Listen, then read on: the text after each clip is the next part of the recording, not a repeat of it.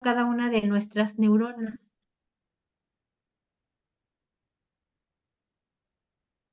Bien, Ok, bueno, ya ok. vamos a entrar a nuestra clase.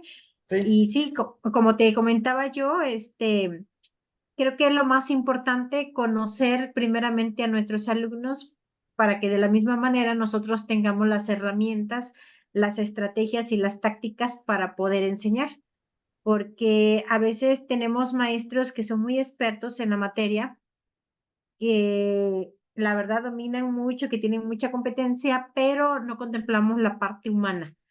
Y algo que se nos está pidiendo hoy en día, pues es tener la parte humana, la parte de inclusión, de equidad, de igualdad, valorar la diversidad, porque somos diversos, muy independiente, ¿verdad? Del color de piel, somos diversos en nuestras costumbres, en nuestras ideologías, en las formas de pensar de cada uno, tenemos diversas opiniones, entonces el maestro debe de respetar las categorías del ser humano. Por eso es que en su momento me conmovió entrar y al igual que ustedes, yo les decía la sesión pasada y también se los comento a mis maestros, porque luego, pues, cuando se encargan tareas sí me comentan, no, maestra, es que la verdad tenemos esto, tenemos lo otro. Le digo, sí, de la misma manera una servidora está estudiando y muy independiente de eso tengo 3 trabajos. Entonces, cuando te gusta, cuando nos gusta hacer las cosas, lo vamos a hacer con cariño, lo vamos a hacer con amor y se refleja.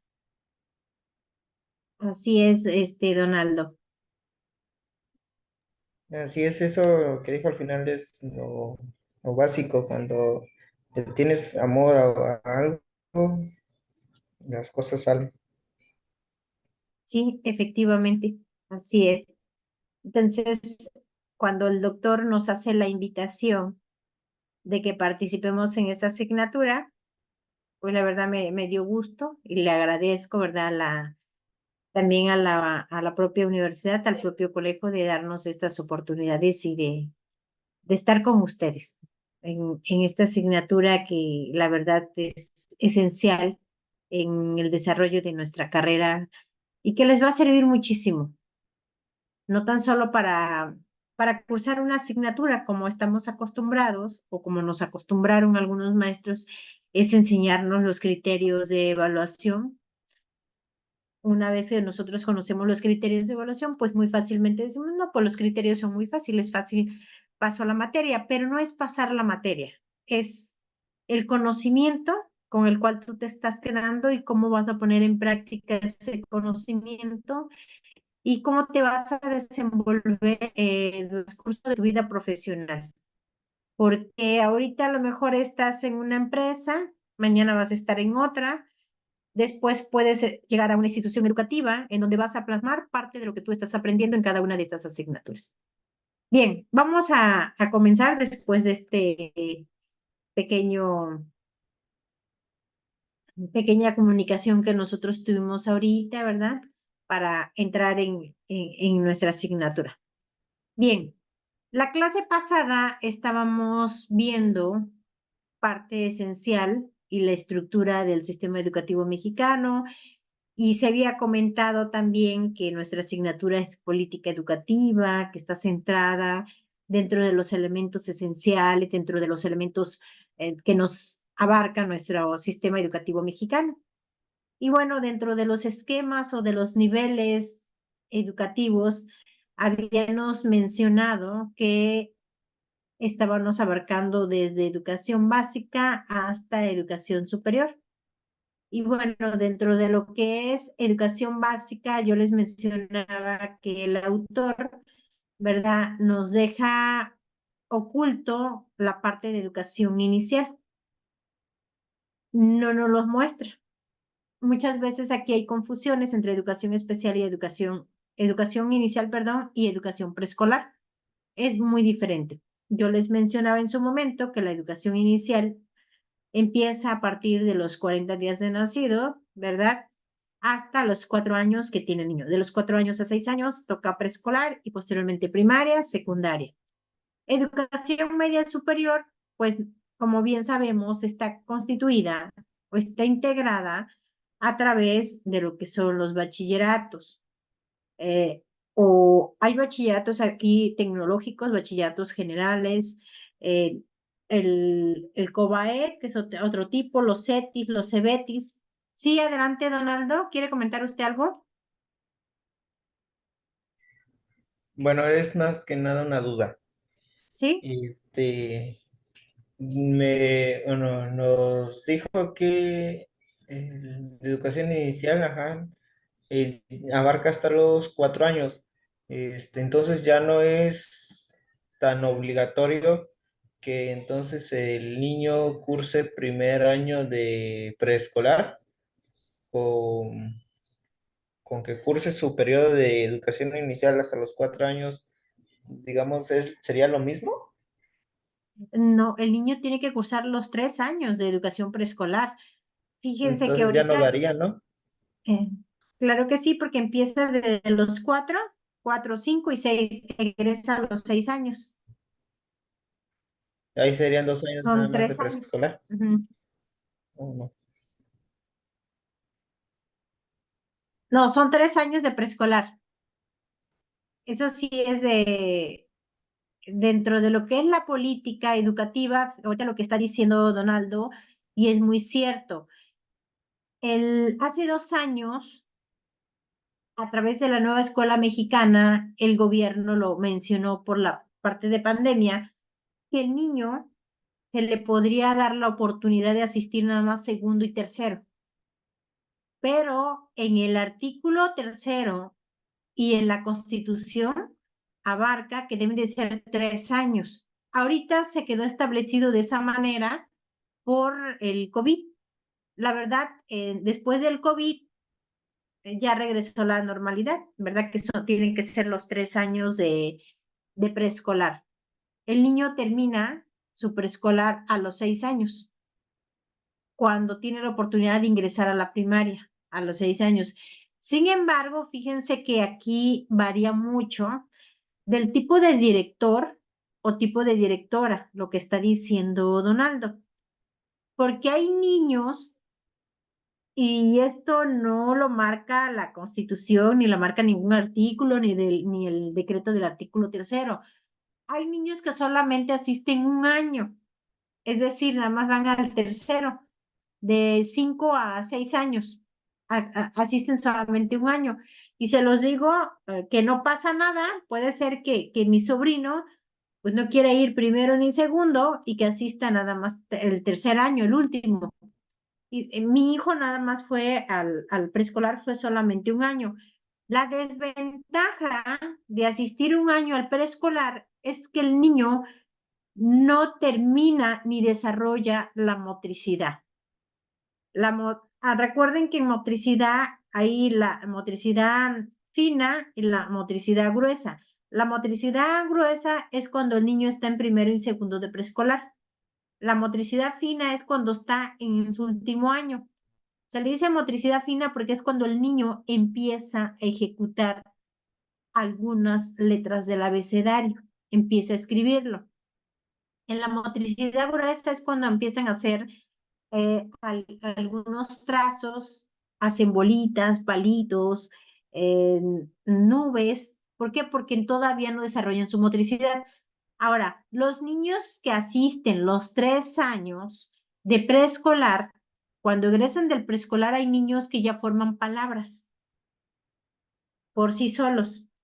Y hay niños que incluso leen las palabras, algo que no debe de ser obligatorio en preescolar, porque por eso está el nivel 1, el nivel primaria, en donde el niño es la primera etapa en la cual empieza a leer, lo que decía Arnaldo, y es cierto, pero aquí depende del tipo de escuela.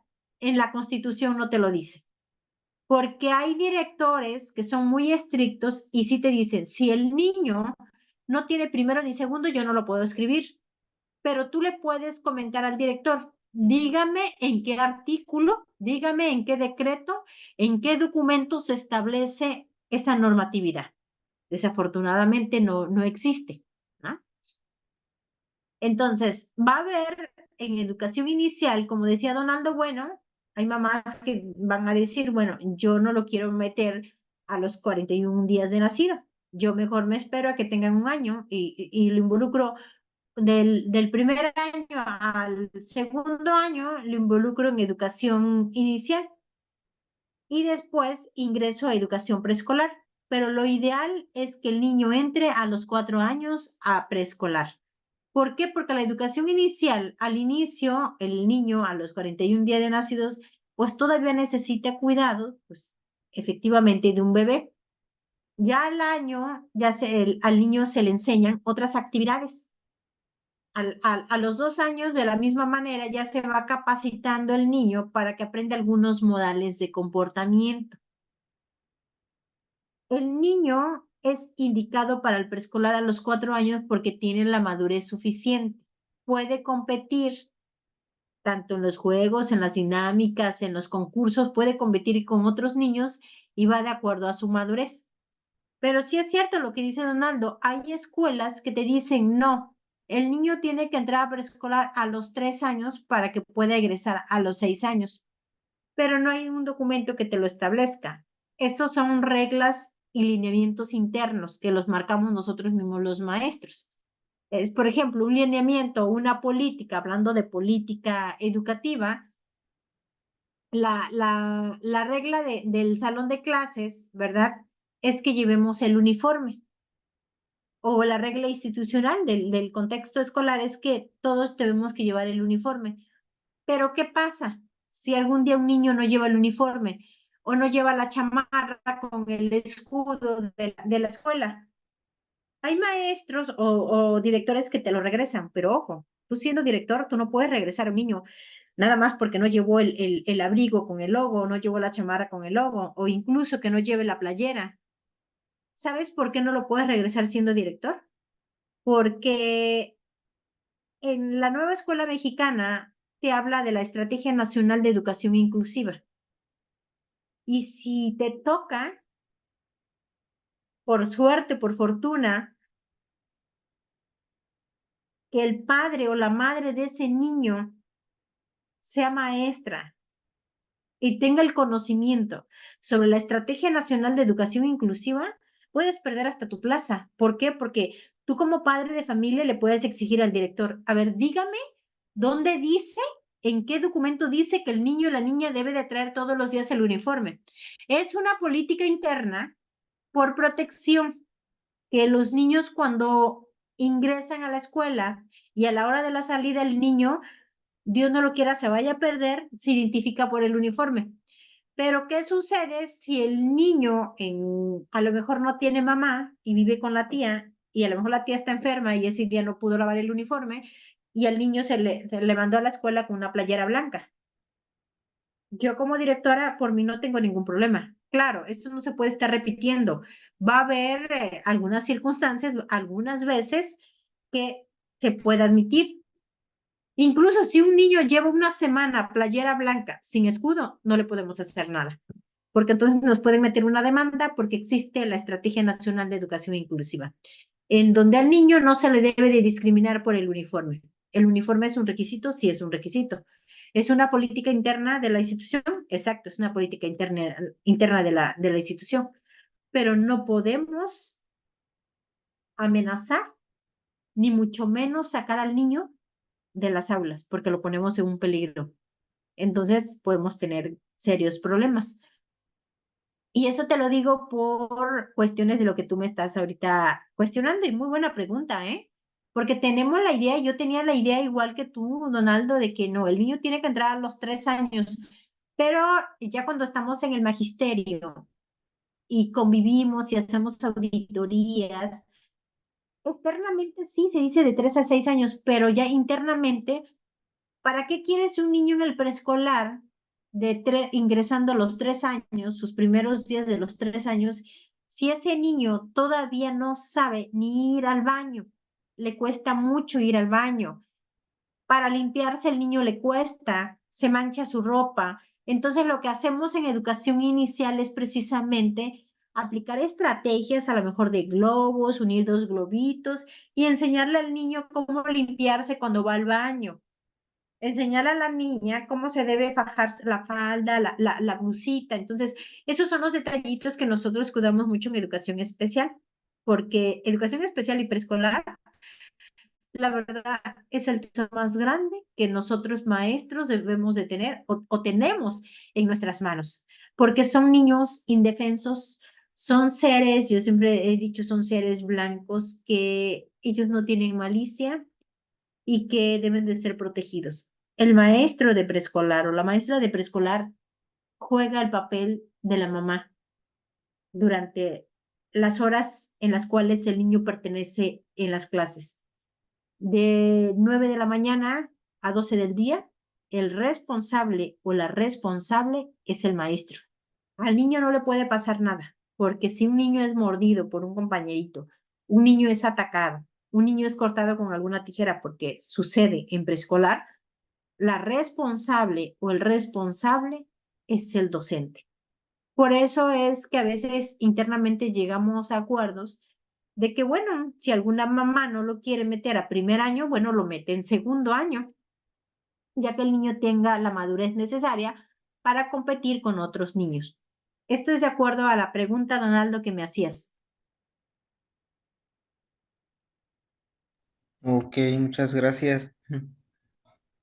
No, no te preocupes, cualquier duda, ya sabes, estamos para ello, para Sí, sí, despejar sí. las dudas. Y eso es muy bueno porque yo también al inicio yo tenía la misma concepción, así como tú ahorita nos los estás comentando, pero conforme estamos en el medio educativo, en las reuniones del consejo técnico que hemos estado y que hemos participado, porque hacemos consejos técnicos desde educación básica y también reuniones en educación media superior y superior o las mismas maestras que actualmente tengo en maestrías me cuentan, maestra, es que esto, maestra, ¿cómo hago esto? Maestra, es que nos está pasando esto. O tengo problemas con un papito o con una madre de familia, ¿cómo le hago? ¿No? Entonces, ¿cómo evitar que tener esos detalles con los padres de familia cuando no podemos entrar en conflicto? ¿Por qué? Porque son los padres de nuestros alumnos y recordemos que nuestros alumnos son como nuestros hijos. Hablando de educación básica. Incluso si estamos en bachillerato, hay jovencitas que todavía tienen esa ternura y que necesitan del apoyo de la maestra o del maestro y que están pasando por crisis emocionales y muchas veces hay que apoyarlos. Si yo no soy una persona especialista en la parte de psicología, en la parte a lo mejor de psiquiatría, porque hay señoritas en bachillerato que necesitan apoyo psiquiátrico por algún acontecimiento que hayan tenido en su vida. Si yo no tengo la preparación, pero tengo amigos o amigas, o tengo fundaciones, o tengo instituciones donde yo las pueda canalizar, las debemos de canalizar. Porque he tenido también maestras en nivel ya de maestrías que también, a pesar de que son maestras, ustedes saben, y les vuelvo a repetir lo que me decías del doctorado en desarrollo humano, somos humanos y como humanos, aunque yo sea maestra, tengo sentimientos igual que tú, tengo responsabilidades igual que tú, tengo compromisos igual que todos ustedes. Entonces, como humanos, esa es la parte que nos debemos de entender y que desafortunadamente hay maestros que se quedaron en la educación tradicionalista y que no comprenden esa parte. Entonces, nosotros primeramente como docentes somos figuras humanas y tratamos como humanos y tenemos que tratarlos como se merecen, como humanos. Como a mí me gusta que me traten, es como yo voy a tratar a mis alumnos. Como a mí me gusta que me expliquen, es como yo voy a explicarle a sus alumnos o como yo voy a explicar a mis alumnos. Y esto se los comento porque yo también estoy estudiando un doctorado y tengo doctores que me están enseñando y hay momentos de los temas que, soy sincera, no me gusta cómo me los enseñan y me empiezo a preocupar. No les comento abiertamente porque tengo que tener criterio para juzgar a mi maestro o al doctor que tengo enfrente. ¿Por qué? Porque a lo mejor está pasando por una circunstancia emocional que le está afectando y por eso no preparó su clase. Y déjeme comentar, haciendo una pausa, que en este doctorado que yo estoy, tengo un doctor que me daba competencias y aprendizaje en educación normalista. Pero hubo un día que casi no nos enseñó, no nos explicó y nos dio los documentos y nos puso que nosotros leyéramos, que hiciéramos una infografía en línea.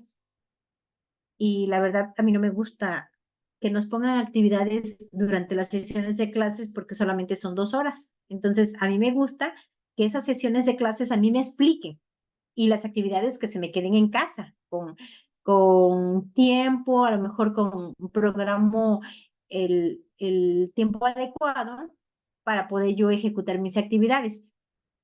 Me quedé callada. Ya en la siguiente sesión él nos platicó y nos pidió una disculpa que no nos había explicado el tema tal y como debe ser, porque había fallecido su esposa. A pesar de que su esposa pues la estaban velando en esa tarde-noche, él no dejó de darnos clases. Él nos dio la materia ese día, nos dio la sesión de clases, pero en ningún momento no lo comentó. No lo comentó ya en la segunda sesión. Quiero entender que porque ya estaba más tranquilo, como que ya había asimilado un poco la muerte de su esposa. Pero fíjense, si yo hubiera sido otra persona egoísta, haciendo críticas destructivas, yo le hubiera dicho, maestro, no me gustó el día de hoy su sesión de clases. Sin embargo, traté de ser discreta y me quedé callada. Y si no, imagínense la injusticia o el error que yo iba a cometer, ¿no? Entonces, yo siempre tengo entendido y siempre tengo la manera de que yo me pongo en el lugar de los demás, porque a mí me puede pasar. Lo que le pasa a los demás, algún momento a mí me puede suceder, porque somos humanos. Entonces, creo que esta es la parte más interesante del doctorado donde yo estoy, del desarrollo humano, ¿no? Cuidar la parte emocional de tu alumno. Entonces, esa es como una pausa, ¿verdad? Para que ustedes también vayan centrando en esto. Bien. Bueno, estábamos hablando del papel del director también dentro de lo que es la educación básica, media superior, y el papel tan importante que juega, que es el líder, que es aquella persona grandiosa para sus colegas, para el personal docente, el personal administrativo, para los alumnos, ¿verdad? Que ahorita más adelante lo vamos a ver. Bien, en educación superior, yo les mencionaba que se encuentra el nivel técnico universitario, que es el primer nivel que nosotros debemos de trabajar, claro está, dependiendo de la modalidad de cada una de las universidades. Hay universidades, por ejemplo, las tecnológicas que tienen nivel técnico superuniversitario, porque son los muchachos que tienen la competencia y que están preparados para irse al área laboral, al sector laboral. Posteriormente pueden hacer su licenciatura, claro que sí, pueden hacer una ingeniería. Después de la ingeniería pueden hacer una especialidad. La especialidad es que tú te vas a especializar en lo que a ti te gusta de acuerdo a la licenciatura o de acuerdo a la ingeniería que tú hayas estudiado. Es decir, si yo estudié la licenciatura en pedagogía, pues puedo estudiar una especialidad en educación. Se le llama especialidad porque solamente es de un año. La maestría es de 2 años. Entonces, aquí no se me vayan a confundir. Después de la licenciatura, sigue la maestría. ¿Qué pasa con las personas que estudiaron la especialidad? Hay personas que estudian la especialidad porque no quieren llevarse 2 años de maestría. Entonces ellos dicen, yo nomás me voy a especializar en lo que yo necesito. Pero vemos personas que decimos, bueno, si ya voy a estudiar un año la especialidad y la maestría de 2 años, pues mejor estudio la maestría, ¿no? Pero bueno, está dentro de lo que es el nivel superior. Ahora bien, después de la maestría sigue el doctorado. Todo esto debe de ir alineado. ¿Por qué? Porque desde el momento en el cual nosotros entramos a un bachillerato, nosotros ya estamos escogiendo si es un bachillerato humanista o si es un bachillerato tecnológico. Si es un bachillerato tecnológico, es que voy a estudiar una carrera técnica. Si es a lo mejor si es bachillerato humanista, es que voy a estudiar a lo mejor una carrera humanista, filosófica, literaria. Ejemplo, si me voy a un CETIS o un CEBETIS, es que me tengo que ir a una tecnológica, un tecnológico, carreras técnicas. Pero si yo estudio a lo mejor en el COBAED, por la naturaleza de su plan y su programa de estudios, es humanista. Los muchachos que egresan del COBAED normalmente se van en carreras humanistas. ¿Cuáles son esas? La docencia, filosofía, literatura, teología, puede ser literatura, puede ser español. Entonces, porque te vas relacionando con lo humanístico. Entonces te decía yo, puede ser técnica o puede ser humanista. Bien, como todo va alineado desde la preparatoria, si yo estudio en el COBAED y es humanístico, pues yo estudio la licenciatura en pedagogía, porque va alineado a la parte humana. Me voy a estudiar una especialidad en educación, la pedagogía y la educación van vinculadas. O bien estudio la maestría en educación. Hay compañeros de esa la licenciatura y se estudiar una maestría en educación superior. ¿Por qué una maestría en educación superior? Porque es lo que citas. A nuestros que ya somos licenciados y que nos gusta dar clases en licenciatura, pues lógicamente tienes que cumplir con el perfil y es por eso que estudian la maestría en educación superior, para que cumplas con el perfil de acuerdo a la meta que tú tienes a futuro como profesional. Ahora bien, si yo ya estudié la maestría en educación, tengo que escoger que el doctorado vaya vinculado a mi maestría. Tiene que ser un doctorado en educación. Eso se lo tienen que grabar, porque ahorita ustedes están en la licenciatura. No pasando algunos años, ustedes van a estar en la maestría. Y a lo mejor después de la maestría, ustedes entren a un doctorado. Pero todo tiene que ser lineal, en la misma línea. ¿Por qué? Para que tú seas experto. ¿Qué pasaría o qué sucede? ¿Se puede hacer que yo sea ingeniero eléctrico o yo sea ingeniero industrial y yo estudie la maestría en educación? ¿Puede ser? Claro que sí. Nadie te lo está diciendo que no. Aquí el detalle es que te vas a perder en contenido. Un ingeniero industrial es muy distinto a un licenciado en pedagogía. El licenciado en pedagogía ya conoce, tiene los cimientos, ya aprendió lo que es la parte pedagógica. Si se va a una maestría en educación no le va a costar. Sin embargo, el ingeniero industrial que entra a estudiar la maestría en educación sí le va a costar muchísimo.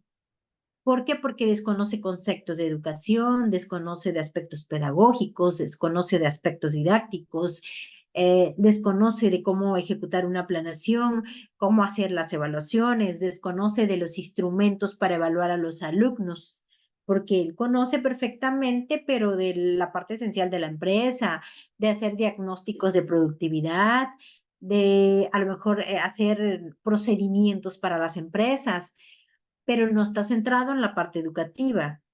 Entonces, ¿qué pasa cuando tengo un maestro que estudió ingeniería y no tiene la maestría en educación? ¿Te va a enseñar? Claro que sí te va a enseñar, pero le va a costar más a comparación del maestro que viene desde el nivel medio superior en línea hasta el doctorado, porque es un maestro eficiente. Es decir, si yo quiero, preparo la presentación, si no, no la preparo, porque yo ya tengo el conocimiento, yo ya sé lo que voy a dar el día de hoy.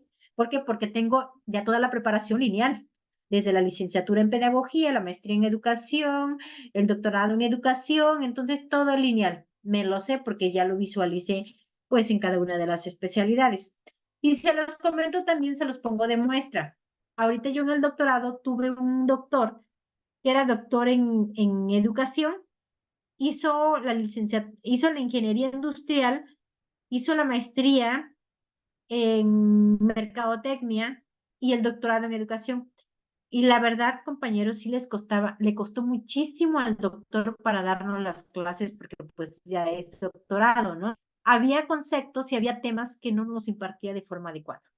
Me desesperé mucho, fue la materia que apenas terminamos el viernes pasado, Me desesperé mucho que cuando observaba yo que el maestro se trababa o que no nos decía de forma clara el contenido, pues pedía yo, alzaba yo la mano y opinaba yo. Lo que quiere decir el doctor es esto, y trataba yo de explicarle porque mis compañeros sí se quedaban observando, se quedaban escuchando del contenido, como que no era viable lo que nos estaba diciendo, porque ustedes como alumnos se dan cuenta. Entonces, por eso les digo, la materia de política educativa que nos centra y nos habla del sistema educativo mexicano, esto es muy bonito porque tú lo vas a saber en cualquier momento y en cualquier asignatura. Y más cuando estés frente a un grupo, vas a decir, recuerdo tal maestra o tal doctora que nos explicaba esto, que nos mencionaba esto, ¿no? Entonces, bueno, estos son los niveles, algunos autores le nombran esquema del sistema educativo. Bien, dentro de lo que son los niveles del sistema educativo mexicano, nos habla que la figura principal dentro de una institución de educación son los directores, en su caso de educación básica, en el caso de educación media superior. En el caso de educación superior, cambia en algunas instituciones. Si la institución es pedagógica, por ejemplo, Universidad Pedagógica Nacional, son directores, el jefe máximo. Pero ¿qué pasa en las tecnológicas? En los tecnológicos y en las politécnicas ya no son directores, se llaman rectores. Tienen una categoría, un nombre como más alto, con más ego, ¿no? El director siempre como que disminuye su nivel, pero lo tenemos en educación superior, claro que sí. Las normales, para las normales no se dice rectora, se dice director o directora. La V sí se dice rectora, el mando único o el personal máximo, la autoridad máxima de la Universidad Veracruzana es rectora. Los tecnológicos es director, las tecnológicas es rector, las politécnicas es rector. Entonces cambia un poquito el nombre.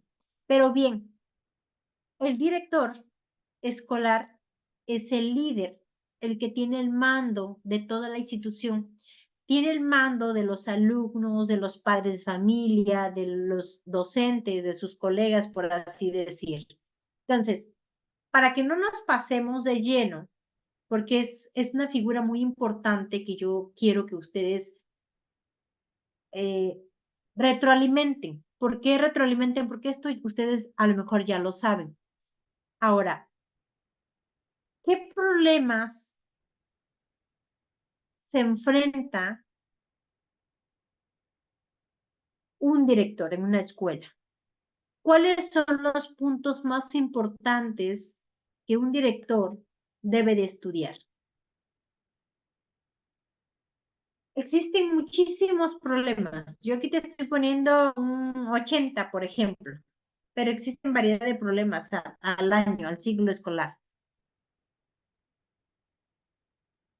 Pero las variables que debe estudiar un director en una institución educativa para que la educación sea de calidad, como nos lo dice la nueva escuela mexicana, o como nos lo decían los planes anteriores, el plan 2011, el plan 2007, el plan 2022, que nos habla también de calidad educativa, pues son estas variables.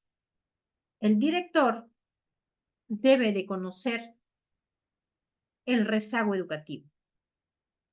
Debe de aplicar instrumentos como encuestas para conocer el nivel de rezago educativo que tiene en su centro escolar. Debe de evaluar un indicador, el índice de reprobación, por aula o por nivel educativo. Si el índice de reprobación es menor que el 85% de la media nacional, estamos mal como directores o como maestros. Más el director, porque es el que lleva la tabulación, el que lleva los indicadores, el que maneja gráficas, el que maneja estadísticas de su institución. Pero como directora, si tengo un 86-87% de reprobación, algo anda mal, ¿verdad? Tengo que ir evaluando por qué reprueban tantos mis alumnos, cuáles son los grupos que más alumnos tienen reprobados y quiénes son los maestros que tienen alto índice de reprobación. ¿Por qué? Fíjense que es muy bonito que te ponga yo reprobación, pero si tú analizas por qué reprueban mis alumnos o por qué 85% de reprobación en mis aulas, quiere decir que hay factores que están involucrados y que están ocasionando esta reprobación. El primer factor puede ser el maestro, porque nosotros somos los indicados, los que estamos todos los días frente a nuestros alumnos. Y si yo repruebo a lo mejor el 36% de mi grupo, es que yo estoy haciendo cosas mal. Si a lo mejor es el 8% de reprobación de mi grupo, no es la maestra, es que existe un problema de aprendizaje en esos niños. Y el problema de aprendizaje de esos niños lo está ocasionando. Pudiera ser el hogar donde habita el niño, puede ser que sus padres son alcohólicos o que es hijo de padres separados o hijo que vive en una situación económica desfavorable o una comunidad marginada. Puede ser también otro factor que el niño trabaje. Hay niños de comunidades marginadas que sus padres lo ponen a trabajar y a lo mejor reprueba porque no hace tareas y porque no estudia. Pudiese ser que puede ser un niño que vive con su tía y es un niño que no, que es huérfano, que no tiene ni padre ni madre, y por eso es que el niño reprueba. Entonces, por eso yo les decía, el elemento esencial es el docente, porque si algo está pasando en mi grupo y si yo tengo niños así, es que yo tengo que ver la manera de investigar. Normalmente nosotros maestras que somos mujeres, no digo que los hombres no lo hagan, sí lo hacen, hay hombres, mis compañeros, colegas que son muy inteligentes, pero somos como más intuitivas las mujeres o como más comunicativas. Cuando tenemos un alumno que es callado y que no habla, decimos algo le está pasando. Investigamos el por qué hasta llega el momento en que nos damos cuenta, es que sucedió esto, ¿no? Entonces buscamos la manera o la estrategia de apoyarlo. Entonces, es uno de los indicadores que el director debe de estar monitoreando. La reprobación da origen a la deserción escolar. ¿Saben qué es deserción? A ver, Donaldo, ¿qué es deserción escolar para ti? Cuando el estudiante deja la escuela, Muy bien, puede ser por diversos factores, ya sea que se mude de lugar, de donde radica, puede ser precisamente por cuestiones económicas, como lo estaba usted comentando, o puede ser porque el alumno ya no siente esa motivación por seguir estudiando. exacto, muy bien. Entonces, quien está propiciando la deserción escolar es la reprobación. Yo, docente, tengo que tener mucho cuidado en el indicador de reprobación, porque si tengo 36 alumnos reprobados en mi escuela y a lo mejor son 200 alumnos los que tengo, bueno, me tengo que preocupar, ¿verdad? Tengo que implementar cursos para mis maestros, cursos para a lo mejor algunas pláticas, algunas charlas para mis alumnos. Tengo que ejecutar programa de mejora. Pero ¿qué pasa si el 50% de todos mis alumnos están reprobados? Eso me indica que el próximo ciclo escolar voy a tener deserción. Al tener deserción, de esos 200 se van a convertir en 150 o a lo mejor hasta 120. ¿Por qué? Porque deserción es cuando los muchachos se salen de las instituciones porque algo no está bien con ellos. Y si hay deserción en la escuela y el director se da cuenta que existe deserción, pero no hace nada, porque miren, si tengo reprobación en la institución y tengo deserción, tengo que ver con qué maestros y en qué niveles. Y tengo que hacer reuniones con todos los maestros para no poner en evidencia al maestro que tiene alumnos reprobados, porque tengo que cuidar también la imagen del docente. Entonces voy a hablar de forma general. Llamo a todos, hago una reunión, muestro los indicadores, muestro las gráficas del avance que llevamos. A lo mejor el ciclo escolar se termina en junio y ahorita estamos en marzo. Bueno, preocupados de que estamos en marzo y tengo este indicador de reprobación y tengo a lo mejor el 80% que están a próximo a desertar, me tengo que preocupar como directora. Algo tengo que hacer. ¿Por qué? Porque si no voy a tener desigualdad. Y al tener desigualdad, yo les decía, la mitad de alumnos se van a quedar a estudiar y la mitad de alumnos se van. Y esos alumnos que se van, ¿a dónde se van? Se van a la drogadicción, al alcoholismo, se van al vandalismo, o son presa fácil de la delincuencia organizada. Entonces, yo, director, tengo que preocuparme por estos o por estas variables, estos indicadores o estas variables. Y se los comento porque ustedes, estoy segura, que en un tiempo no muy lejano ustedes lo van a ser directores. Entonces tienen que tener mucho cuidado en estos indicadores. Pero ¿qué pasa si fuera todo lo contrario? No tengo rezago educativo, el índice de reprobación pues está controlado, deserción no hay, desigualdad no hay porque es una escuela inclusiva, manejamos muy bien el índice de inclusión y las escuelas que manejan bien el índice de inclusión, pues todo esto que ustedes están visualizando ahorita, pues lógicamente no me va a afectar, no voy a tener problemas, entonces pues estoy trabajando bien como director. Esto se los quise poner como ejemplo. Bien, ahora, para que un director en una institución educativa, sí, adelante, Donaldo. Perdón, tenía una duda con respecto a la diapositiva anterior. En el centro que usted puso problemas 80. Puse el número de 80. Podemos tener 60, 80, problemas que se estén dando en la institución educativa. Ah, ya, no significa como tal un concepto No, no, no, como no, no. los que tenemos alrededor.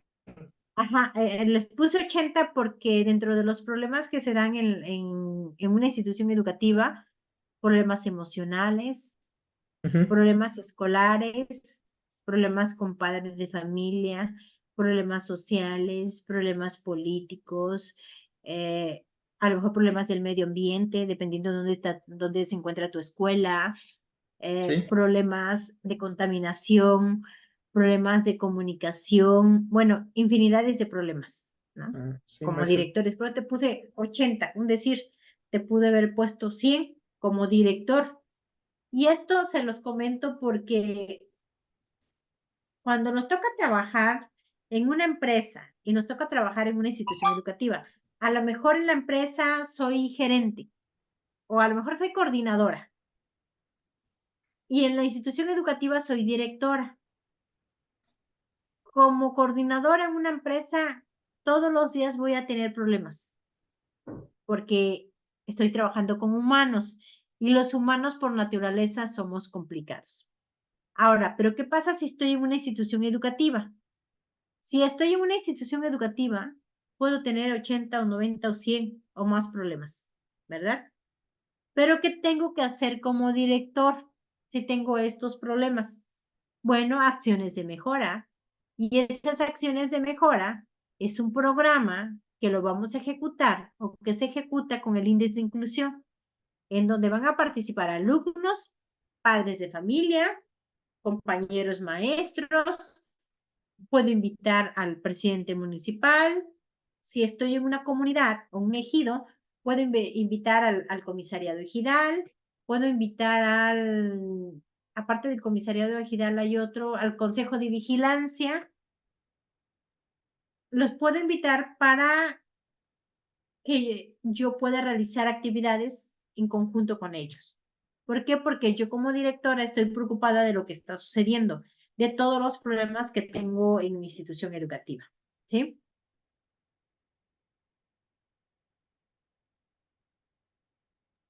Ok, doctora. Y todo lo que nos comentó acerca de los problemas que uno sufre como director o como maestro, es muy real y desafortunadamente, la primera persona señalada o culpada es el maestro. Todos se van en contra del maestro. No, no podemos ver más allá. O, bueno, los padres de familia no ven otras circunstancias que a lo mejor y ellos también colaboraron en esa problemática y es tan fácil señalar, no, pues es culpa del maestro. Y para todo es el maestro. Así es, Ronaldo. Desafortunadamente, la cultura que tenemos, el nivel que sea, todo lo que puede suceder en una institución educativa, el culpable es el maestro. Por eso yo asesoro a todos mis alumnos y les digo, si terminas esta licenciatura, vete por una especialidad o vete por una maestría. O actualízate, toma cursos, diplomados, certificaciones. ¿Por qué? Porque si tú estás mejor preparado, vas a tener herramientas de defensa. Tú te vas a poder defender sutilmente sin lastimarte emocionalmente y sin lastimar emocionalmente a tus alumnos, a tus padres de familia y a tus propios compañeros. El estudio no es el elemento que te sirva como el arma para atacar a los demás. El estudio es una estrategia que tú vas a utilizar para poderte defender profesionalmente, no para atacar ni para competir. No porque yo tenga este doctorado y ahorita esté yo en otro doctorado voy a competir con otros compañeros doctores. No se trata de eso, porque entonces no soy profesional. ¿No? De nada me va a servir que yo tenga el papelito y que esté pegado en el cuadro si no lo estoy demostrando yo en clases, no, o no lo estoy demostrando yo con mis compañeros docentes. Y eso es una realidad, lo que ahorita tú estás mencionando, ¿no? El ser docente es muy bonito. A mí siempre me ha gustado. Debemos de tener cuidado, mucho cuidado, pero para ello te tienes que preparar. Y una vez que tú estés preparado, pueden salir muchas dudas, pueden tener mucho problema en la escuela, pero si haces un programa mejora, invitas a todos tus compañeros maestros, sacan el problema adelante. Y eso está visualizado a través de las investigaciones que nosotros hemos realizado. Hemos realizado proyectos de intervención educativa, proyectos de intervención psicológica, en donde visualizamos y nos centramos a aplicar un proyecto en la escuela donde tiene más necesidades como ahorita tú bien nos mencionas, entonces terminamos el proyecto, inducimos al director o a la directora, inducimos a los maestros, a los padres de familia, que son los elementos que más nos cuesta convencer, y la verdad, una vez que se ejecuta ese proyecto, después los padres de familia te siguen pidiendo que se continúe con ese mismo proyecto. Pero es cuando tú ya estás capacitado, cuando tú ya tienes el conocimiento, cuando tú no has dejado de trabajar y a la misma vez no has dejado de estudiar. Eres una persona competente para resolver problemas, no para competir con los demás, ni para tener ese arma y atacar a los demás. Es que yo soy Juan Camané y yo me sé todo y yo tengo el conocimiento y yo soy superior que tú. Eso no. Lo vamos a demostrar en clases con nuestros alumnos en el momento preciso. De ahí en fuera, saliendo de clase, soy una persona común y corriente, soy igual que tú, ¿sí? Eso es cuando uno es profesional. ¿Dudas hasta aquí, Donaldo? No, doctora, muchas gracias. Bien, en esta tablita les estoy aplicando que el liderazgo es una herramienta esencial que debemos de tener que debemos de desarrollar y si no se ha desarrollado en nuestro plantel educativo, tenemos que aplicarlo para que empiecen a desarrollarlo todos, desde los directores, el maestro, los alumnos, los padres de familia y la propia comunidad. La comunidad son la gente que está rodeada hacia nuestra escuela, porque la gente que está participando, la gente que está cooperando, las personas que viven en esa comunidad y que tienen hijos y que son nuestros alumnos.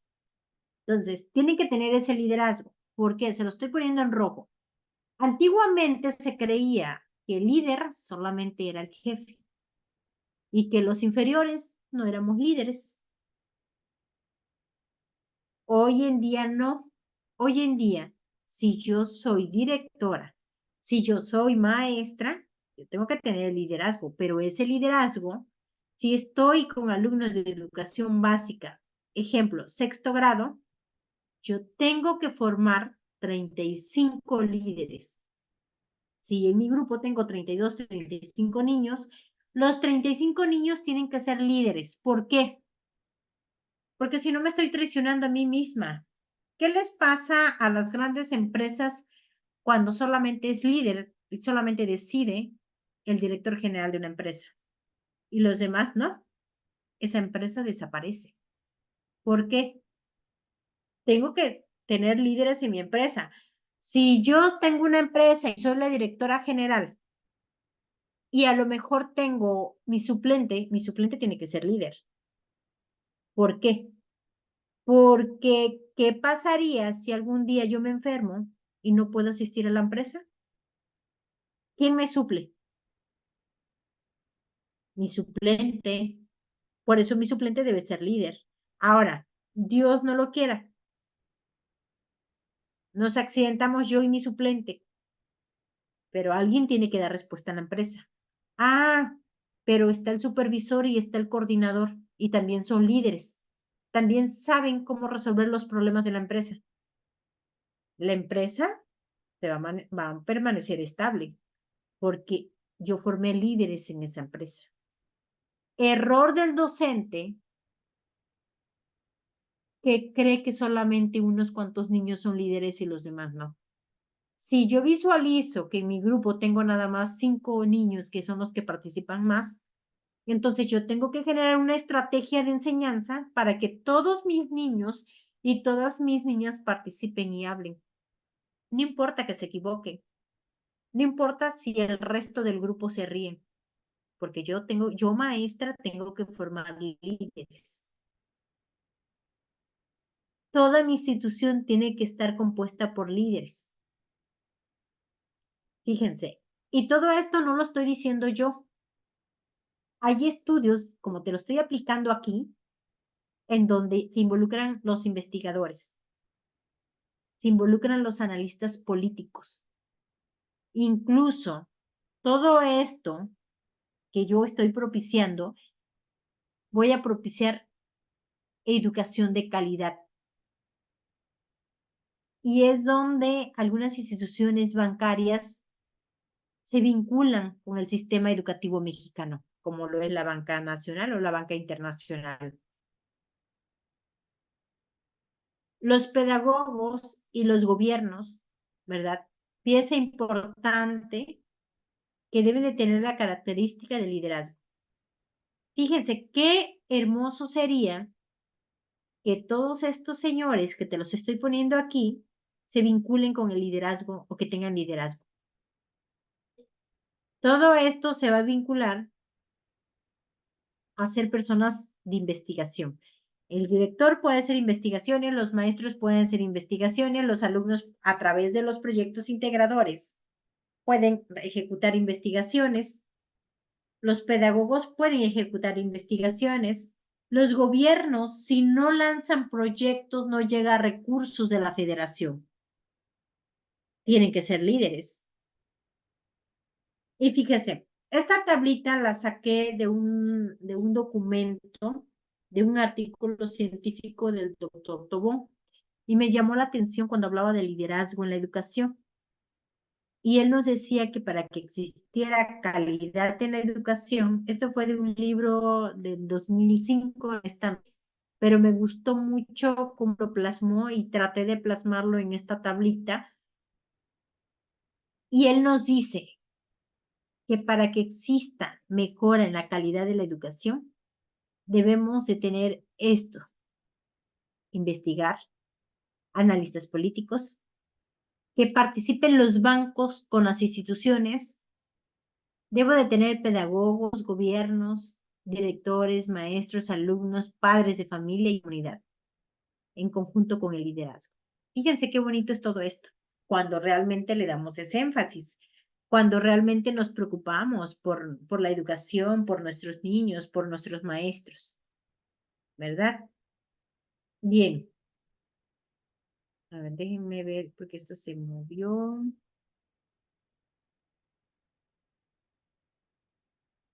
Bien, si tengo un director que tiene liderazgo, va a haber mejora en la eficiencia escolar. ¿Y qué es una mejora escolar? Es cuando nosotros hacemos ajustes. Anteriormente se llamaban ajustes razonables. Hacemos ajustes, esos ajustes son modificaciones, modificaciones al plan de clases.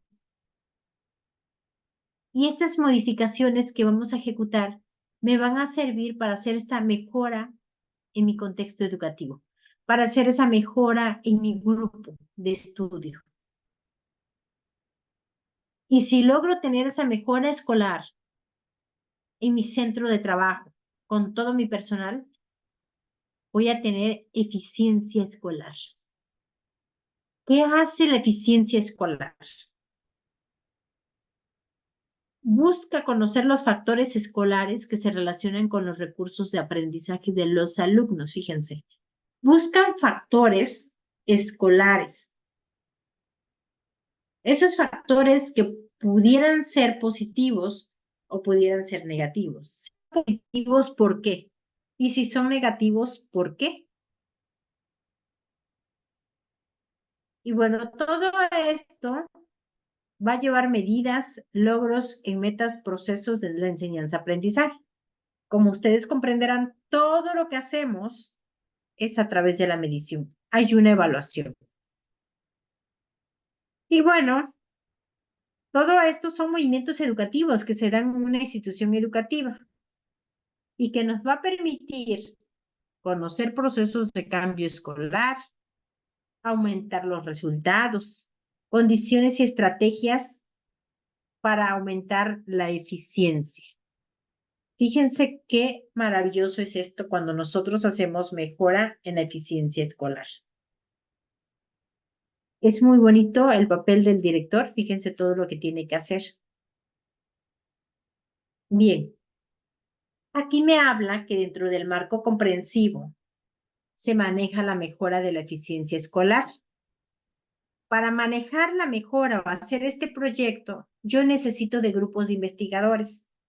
¿Y quiénes son mis grupos de investigadores? Pues mis maestros, mis alumnos, a quien yo les voy a pedir ese respaldo. Yo les voy a pedir apoyo para que ellos me ayuden a realizar este mejor o mejoramiento en la eficiencia escolar.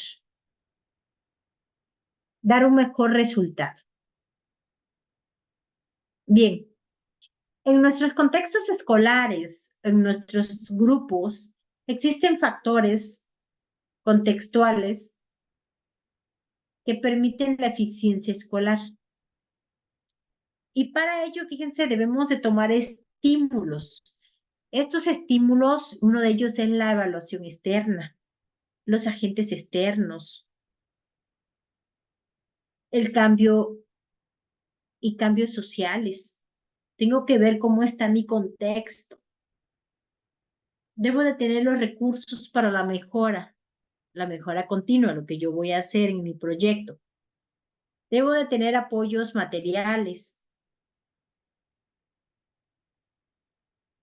Debe de haber una autonomía en mi institución.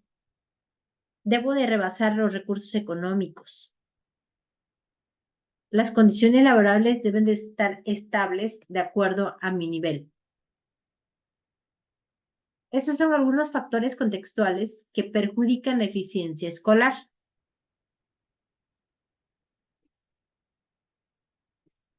Ahora, en la presente diapositiva que se nos marca, nos dice que hay elementos propios del sistema escolar que estimulan a los procesos de mejora, como es la cultura para la mejora escolar y sus resultados. Aquí la mejora escolar es cuando nosotros ejecutamos proyectos de intervención pedagógica, proyectos de intervención educativa, donde participan padres, alumnos, maestros, director, personal del ejido o de donde se ubica la escuela, si es que estamos en una escuela rural. Si estamos en una escuela urbana, pues no nos cuesta mucho, ¿verdad? Porque ahí también los padres de familia nos apoyan. ¿Dudas hasta aquí, Donaldo? No, doctora, Bien, gracias. cualquier duda me dice usted, ¿eh? Sí, no se preocupe, yo le interrumpo. Creo que había entrado un compañerito, pero se salió, ¿verdad? La verdad no presté atención a lo de los integrantes. Estaba leyendo Ujú. y un poco anotando de lo que habla usted. Bien, gracias. En estos niveles de educación básica tenemos actores escolares, que ya mencionamos, que son los maestros, son los directores, son alumnos, padres de familia, madres de familia, y que son todos aquellos que están rodeando nuestra escuela. Y miren, en esta presentación también te dice, dentro de estos elementos, el liderazgo se considera parte esencial del cambio. Lo que yo te decía, todos mis agentes educativos o todo el personal a mi cargo, yo tengo que formarlo como un líder, desarrollarlo como un líder. Y aquí mismo nos lo dice en esta presentación. Bien, ¿cuál es la responsabilidad del director? No sé si, Donaldo, alcanzas a visualizar cuál es la responsabilidad del director o de qué es responsable el director.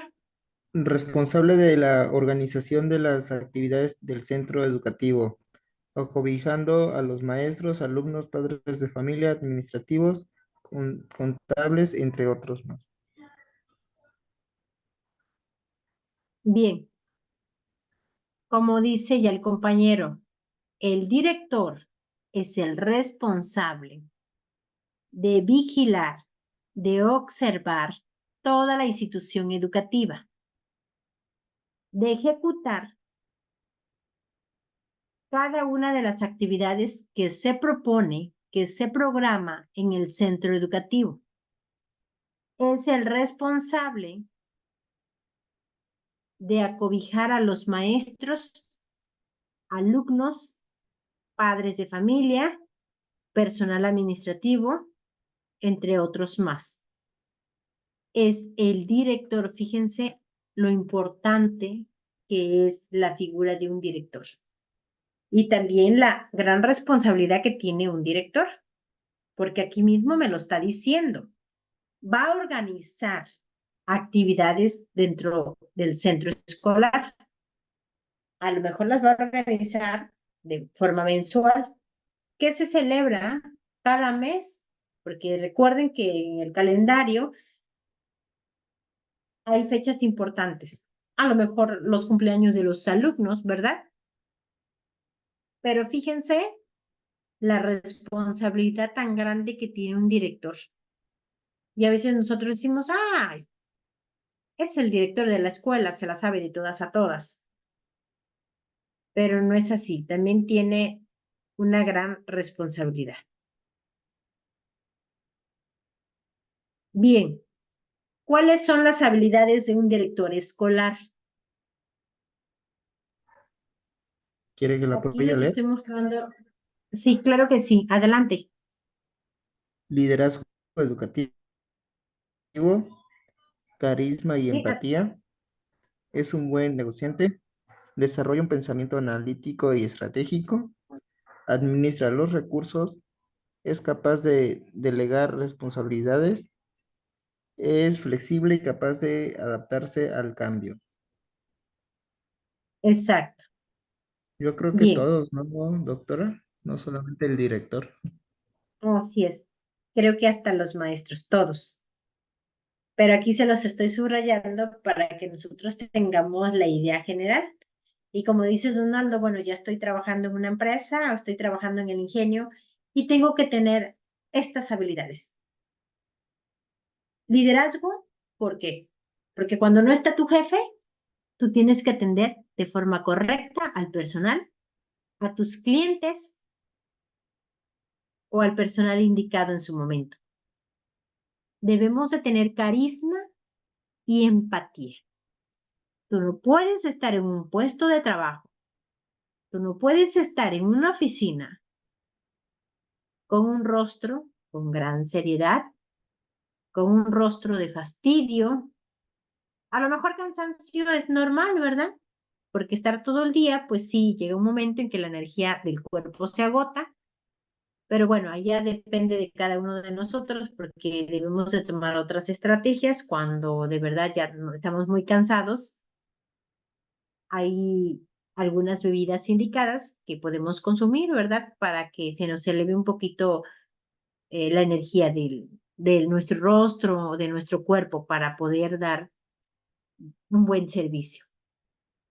El carisma es algo que nos va a distinguir siempre, sea en el aspecto educativo, sea como docente, sea en una empresa. Cuando tú llegas a una empresa a solicitar un servicio y te atienden con carisma y empatía, te sientes satisfecho cuando sales de esa empresa o cuando sales y que te brindaron un servicio de calidad. Pero ¿qué sentimos cuando entramos a lo mejor al Seguro Social, un ejemplo, ¿no? Y el paciente lleva dolor y aparte es maltratado. ¿Cómo nos sentimos? Pues no somos nosotros, ¿verdad?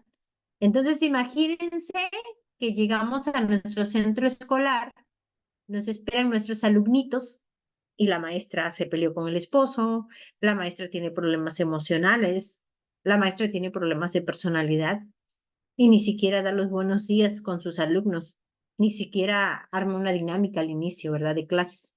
Entonces, hay que tener mucho cuidado en el carisma y la empatía. Cada una de las personas somos distintas, pero creo que empatía y carisma debemos de saberlo manejar de forma correcta. Ser un buen negociante, como decía Donaldo, lo decía muy bien, negociar en donde tú estés. Si eres maestro, vas a negociar con tus alumnos. Si estás en una empresa, vas a negociar con el jefe. Si estás con algunos clientes y quieres vender productos, tienes que negociar. Tienes que tener esa facilidad para saber hacer negocios. Desarrollar un pensamiento analítico y estratégico, ¿cierto?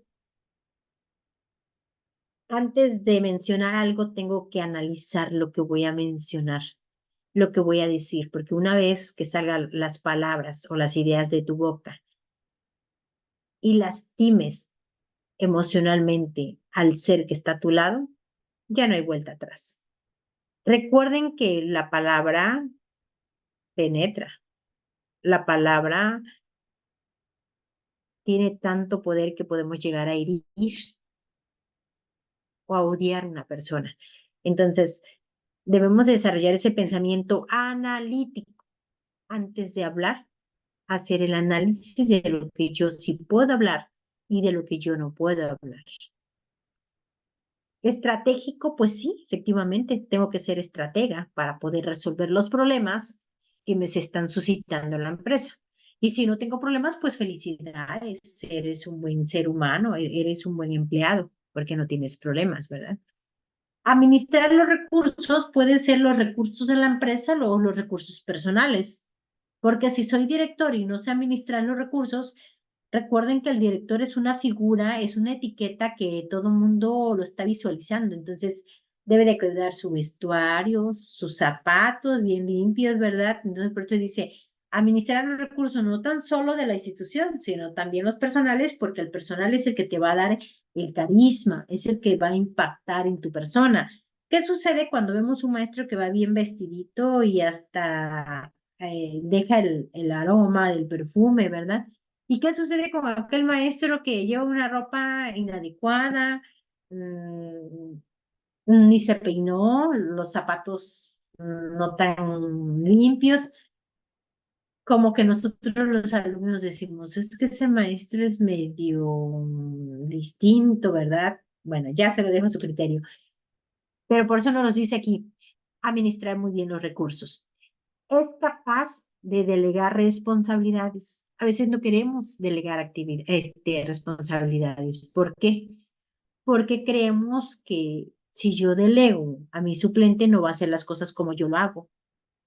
Efectivamente, es cierto. Yo soy una de esas personas que soy muy perfeccionista y casi no delego en el área donde yo estoy, muy poco, solamente delego actividades a un ingeniero que está encargado de sistemas. Es cuando yo voy a salir o cuando tengo cita médica o cuando tengo que ir a una reunión de la escuela de mi hijo, es como delego, pero solamente tengo una persona que puedo confiar en él, que le digo, voy a salir, te dejo de responsable en mi área. Pero habemos personas que no delegamos y si no delegamos actividades, la empresa puede perder productividad. Hay que tener mucho cuidado, por eso dice capaz de delegar responsabilidades. Es flexible y capaz de adaptarse al cambio. Un punto bien importante. Ahorita para ser director de una institución educativa, tengo que ser docente y tengo que aplicar y pasar un examen para poder ser director. Si no, no puedo ser director, ¿verdad? Entonces, si yo soy director, yo me tengo que adaptar a mis maestros. No los maestros se tienen que adaptar al director. Ojo, porque he observado en algunas instituciones educativas que lo que hago como director general es que quiero llamar la atención a Juanito, a María, y quiero que ellos se adapten a lo que yo digo. Y no es así. Yo tengo que adaptarme a las necesidades, a las circunstancias en las cuales se encuentran estas personitas. Y si yo me adapto a ellos, cuando yo solicite un favor, ellos me van a responder de forma positiva, porque normalmente el ser humano trabajamos a través de estímulos. Si yo no te brindo un estímulo, pues tú incluso no me vas a poner ni atención, ¿verdad? Bien, entonces ya habíamos dicho que el director debe tener liderazgo, debe ver eficiencia para que exista una mejora, debe de conducir los procesos de cambio. ¿Cuáles son esos procesos de cambio? Pues el resultado de las encuestas que nosotros aplicamos y que nos da un indicador y ahí nos dice, a lo mejor la primera pregunta, tengo 90%, no te preocupes, estás muy bien. En la segunda pregunta, tengo el 87%, pues estás arriba de la media nacional. Pero ¿qué pasa si estoy en el 83%? Entonces ya me voy a preocupar porque está pegando a la segunda, en la eficiencia y en la mejora. No hay eficiencia con el personal y mucho menos va a haber mejoras, ¿verdad? Bien, el papel del director. Aquí tenemos otros puntos importantes. Tiene que ver por las necesidades de la escuela. Tiene que hacer un diagnóstico. Trabajo activo escolar, casi siempre. Motivación docente alumno. El director es el encargado de motivar al docente primeramente y después al alumno. Y a ver, yo les pregunto, ¿cómo puedo motivar yo a mi docente? ¿O cómo podemos motivar a los maestros? A ver, Donaldo.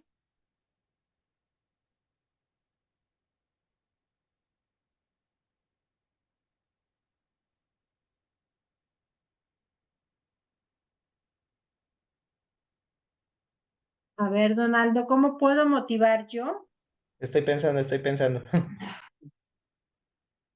a mi docente?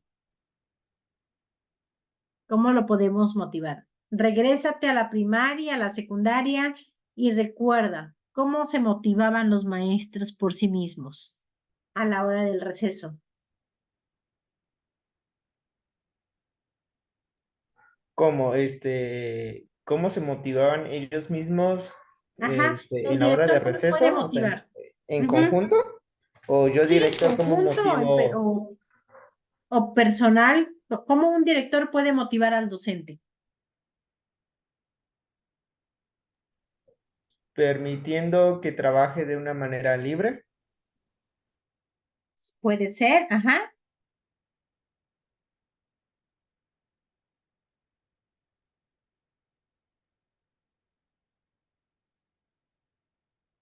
¿Sí? ¿Qué más? Bien, fíjense. escuchando y apoyando, digamos, podría ser facilitándole todos los recursos que él, necesite. ¿Sí? ¿Sí? Sigo Bien. pensando. Donaldo ya nos dijo dos, y sí es cierto. Una de las mejores motivaciones es que el docente tenga los recursos necesarios para armar su ambiente de aprendizaje en sus aulas. Si el docente no tiene el recurso necesario, el docente se empieza a desmotivar porque dice, ¿cómo voy a ejecutar las estrategias de aprendizaje? ¿Qué tipo de material voy a presentar si no tengo ambiente de aprendizaje? Y un ambiente de aprendizaje puede ser la biblioteca escolar o los rincones del aula, en donde ponemos materiales para español, materiales para matemáticas, para ciencias, para ética, para inglés, entre otras más. Entonces, en esos rincones yo voy a encontrar todo el material, porque esos materiales los voy a utilizar durante mis sesiones de clases. Entonces, si el docente tiene todo el material necesario, el docente siempre va a estar motivado. Pero, ¿qué pasa si el docente no tiene el material indicado? Pues no tengo el material, tomo de lo que yo gano, paso a la papelería y a lo mejor compro un juego de barajas o a lo mejor compro papel crepé para hacer alguna manualidad y a lo mejor en esa manualidad armo flores y a lo mejor el 80% de mis maestros son mujeres y todos los días le llevo una flor, aunque no sea natural, pero a lo mejor es de papel, pero se las doy con mucho gusto como director y motivo a mi docente, ¿verdad? Ahora, ¿con qué otra actividad puedo motivar al docente? Cada fin de año, antes de las fiestas decembrinas, pues hacemos una posada. Y en esa posada, el docente puede dar obsequios, regalos, ¿verdad? A lo mejor no tan caros, pero regalos que motiven al docente, que el docente se sienta motivado. Sí, adelante, Donaldo. Eso como, bueno, retomando lo que usted dijo de premiándolos, hacer reconocimiento y valorando su trabajo. También puede ser creando un ambiente entre los compañeros, un ambiente favorable, sano, que convivan, en donde no exista, no tanto así como la rivalidad, que no exista la envidia entre ellos. Muy bien, excelente, buena participación. Es uno de los puntos que no se nos debe de pasar como director o como jefe de la empresa. O también cada fin de mes poner la fotografía, ¿verdad? En el portón o en la puerta principal de la escuela o de la empresa del mejor trabajador del mes. Ahí también existe otra motivación, porque si a mí me ponen como la mejor maestra del mes, pues el mes que viene le voy a poner muchas ganas porque voy a decir, bueno, yo también quiero volver a tener ese premio, ¿verdad? Que me dan por el mejor trabajador del mes del año. Otra de las motivaciones es que cuando el docente necesite permiso para faltar algún día, a lo mejor para ir a sus consultas, que el director sea accesible y que ponga otro compañero que lo supla. Porque muchas veces hay directores que no tienen esa facilidad para brindar ese permiso. Hay directores que tienen un carácter distinto al nuestro y se aferran y no dan permiso, ¿no? Entonces, ¿cómo motivas a tu docente? Cuando tú le pides un favor al docente, te va a decir, pues no, maestra, cuando yo necesité un favor, usted no me lo hizo. Entonces, ahí es cuando nos toca motivar al docente. Entonces, a través de obsequios, a través de bonos, a través de puntajes del mejor docente, a través de permisos. Eso no quiere decir que lo esté repitiendo cotidianamente, pero sí que se brinde de forma adecuada. Participación en el proceso de enseñanza, aprendizaje o en el PET, ¿verdad? En las reuniones que hacemos. La visión escolar. Hay escuelas que tienen la misión y la visión grabadas en las escuelas y hay escuelas que no la tienen. Entonces aquí también tenemos que ver como director que se aplique la misión y la visión. Metas. Tenemos que cumplir metas en conjunto con los maestros. Infraestructura, capacitación para los maestros. Eso es otro de los papeles que debe de ejecutar el director. Ahora bien, los proyectos escolares. Los proyectos escolares es una estrategia que debemos de utilizar y que se debe de poner en práctica. Y como bien lo dice aquí, identifica 3 líneas de acción. Todo va vinculado a lo académico, pero esas líneas de acción busca mejorar la infraestructura, busca brindar una mejor organización en la institución educativa, busca el buen funcionamiento de una escuela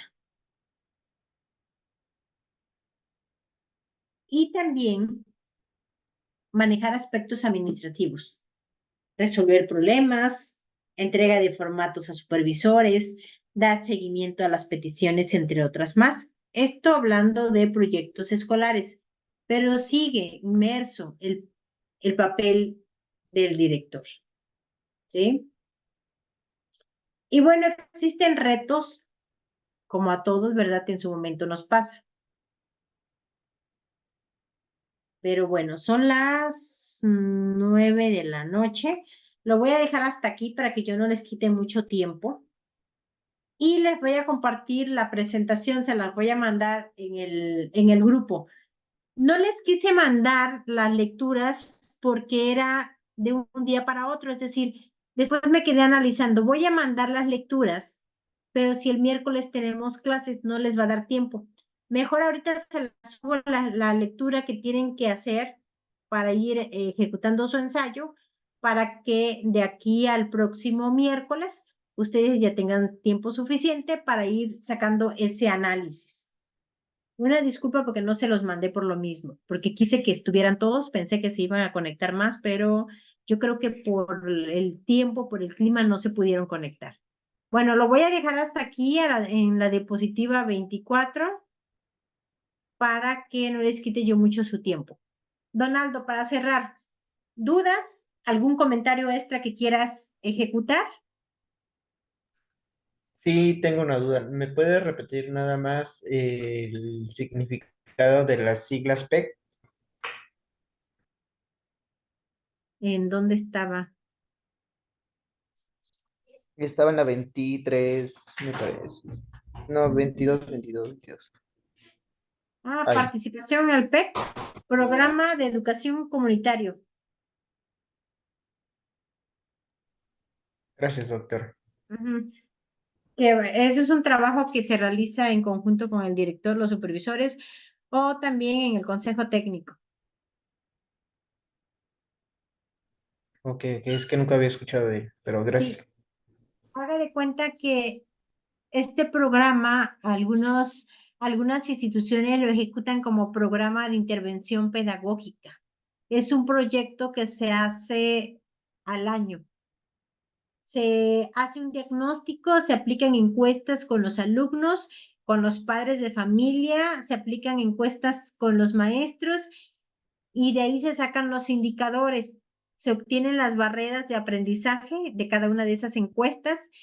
Después de eso se tabulan, se hacen gráficas, se hacen muestreos, se utiliza la estadística descriptiva y posteriormente se hace propuesta de mejora. Dentro de la propuesta de mejora se buscan temas que ayuden a disminuir las barreras de aprendizaje. Esas barreras que fueron obtenidas a través de los instrumentos de investigación o instrumentos como las encuestas, las entrevistas, la entrevista dirigida, la entrevista guiada o a través a lo mejor de una rúbrica, de una lista de cotejo. Es muy parecido a los programas de intervención pedagógica.